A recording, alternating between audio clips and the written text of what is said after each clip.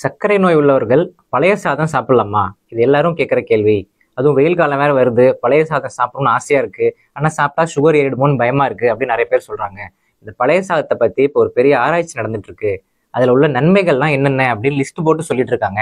அது என்னன்னு இப்ப நம்ம பார்க்க போறோம். ஃபர்ஸ்ட் ஆஃப் ஆல், பழைய சாதம் அப்படிங்கிறது என்ன? முதல் நாள் நைட்டே ஒரு பவுல்ல சாதத்தை எடுத்து அதுல தண்ணி ஆட் பண்ணி 12 மணி நேரம் ஊற வச்சுட்டு காலையில அந்த சாதத்தை எடுத்து தயிர் கொஞ்சம் ஆட் பண்ணி கொஞ்சம் உப்பு போட்டு சாப்பிட்றது தான் பழைய சாதம். அதோட தொட்டுக்கிறதுக்கு சின்ன வெங்காயம் பச்சையாவே சாப்பிடுவாங்க. இது ரொம்ப குளிர்ச்சி. கடுமையா உழைக்கிற வர்க்கத்தினர் இந்த உணவு சாப்பிட்டுட்டு போனாங்கன்னா உங்களுக்கு நாள் ஃபுல்லா டயர்டே ஆகாது, உடம்பு சுறுசுறுப்பா இருக்கும். இதுல உள்ள நன்மைகள் என்னென்னு பார்த்தோம்னா, 12 மணி நேரம் அந்த சாதம் ஊறுறதுனால அதுல பிளென்டி ஆஃப் ஆன்டி ஆக்சிடென்ட்ஸ் அதிகமாகுது. ஆன்டி ஆக்சிடென்ட்ஸ் அப்படின்னா விட்டமின் இ, ஃபிளாவனாய்ட்ஸ், ஆந்தோசைனின், லினோயிக் ஆசிட், ஃபைட்டோஸ்டிரால்ஸ், ஃபெனாலிக்ஸ், இதெல்லாம் ஆன்டி ஆக்சிடென்ட்ஸ் அப்படின்னு சொல்லுவோம். இந்த ஆன்டி ஆக்சிடென்ட்ஸ்லாம் நம்ம வயிற்றுக்கு போகும்போது வயிற்றில் நடக்கக்கூடிய இன்ஃப்ளமேஷன் கண்ட்ரோல் ஆகுது. இன்ஃப்ளமேஷன் அப்படின்னா கேஸ்ட்ரைட்டிஸ், வயிறு புண்ணு ஆறும். சாப்பிட்டோன்னு லூஸ் மோஷன் போகுது அப்படின்னு சொல்றவங்களுக்கும் இது சிறந்த மருந்தா இருக்கும். வயிறு நல்லா கூலிங்கா இருக்கும். அடுத்து ரெண்டாவது முக்கியமான விஷயம், 12 மணி நேரம் அந்த சாதம் ஊறும் போது ரைஸ்ல இருக்கக்கூடிய இரும்பு சத்து 21 மடங்கு அதிகமாயிடுது. இரும்பு சத்து அப்படின்னா அயன் கண்டென்ட்.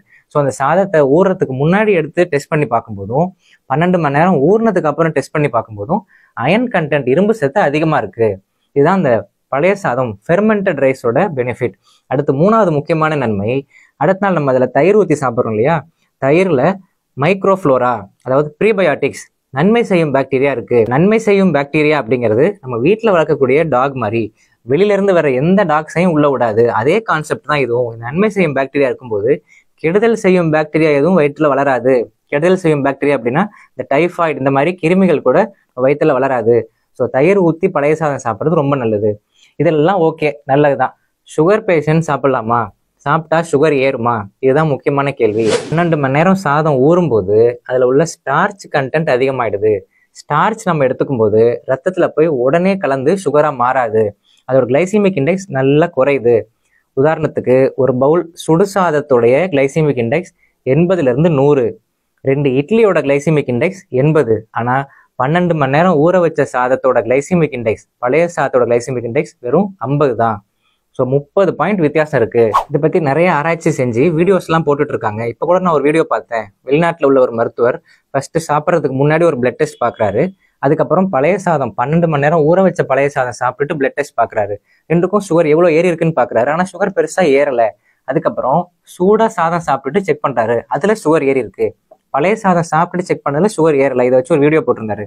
சரி, நம்மளும் இதே மாதிரி டெஸ்ட் பண்ணலாம் அப்படின்னு ஒரு பிளான் பண்ணியிருக்கேன். எனக்கு எப்போ சுகர் செக் பண்ணாலும் 70-80 தான் இருக்கு. எனக்கு டயபெட்டிஸ் இல்லை. அதனால என்னை வச்சு செக் பண்ணாம ப்ராப்பரா டயபெட்டிஸ்க்குன்னு ட்ரீட்மெண்ட் எடுத்துட்டு இருக்கிற ஒரு பர்சனை வர சொல்லி அவங்களுக்கு செக் பண்ணி பார்க்க போறோம். கூடிய விரைவில் அந்த டெஸ்ட் பண்ணிட்டு அந்த எக்ஸ்பெரிமெண்ட் ரிசல்ட்ஸை நான் போடுறேன். அதுலேயே நம்ம கன்ஃபார்ம் ஆயிடுச்சு பழைய சாதம் சாப்பிட்டதுக்கு அப்புறம் சுகர் ஏறலை, கொஞ்சம் தான் இருக்கு அப்படின்னு கன்ஃபார்ம் ஆயிடுச்சுன்னா நம்ம தைரியமா எல்லாரும் சாப்பிடலாம். ஸோ நீங்களுமே வீட்டில் ட்ரை பண்ணி பாருங்களேன். வீட்டிலேயே ஒன் டச் மெஷின் வச்சிருக்கீங்க, சுகர் டெஸ்ட் பண்ற மெஷின் வச்சிருக்கீங்க அப்படின்னா சாப்பிடாம வெறும் வயிற்றுல ஒரு டெஸ்ட் பண்ணுங்க. அதுக்கப்புறம் பழைய சாதம் சாப்பிட்டுட்டு 1.5 மணி நேரம் கழிச்சு எவ்வளோ இருக்குன்னு டெஸ்ட் பண்ணி பாருங்க. சுகர் லெவல்ஸ் ஏறாம கண்ட்ரோலாவே இருந்துச்சு அப்படின்னா it's a wonderful break through. இது ஒரு அருமையான கண்டுபிடிப்பா இருக்கும். ஏன்னா பழைய சாதங்கிறது சிறந்த மருந்து. நம்மளாம் நினைச்சிட்டு இருக்கோம் சுகர் ஏறிடுமோன்னு நினைச்சிட்டு பயந்துட்டு இப்போ அதை சாப்பிடாம இருக்கோம். என்னென்னமோ தேவையில்லாத ஐட்டங்கள்லாம் சாப்பிட்டுட்டு இருக்கோம். ஸோ இது சாப்பிடலாம், சுகர் குறையுது அப்படின்னு மட்டும் கன்ஃபார்ம் ஆயிடுச்சுன்னா இது மிகப்பெரிய வரப்பிரசாதமா அமையும் எல்லாருக்கும். அதுவும் எஸ்பெஷலி டயபெட்டிக் பேஷண்ட்ஸ்க்கு மிகப்பெரிய ஒரு அட்வான்டேஜா இருக்கும். ஸோ ட்ரை பண்ணி பாருங்க, பார்த்துட்டு சொல்லுங்க.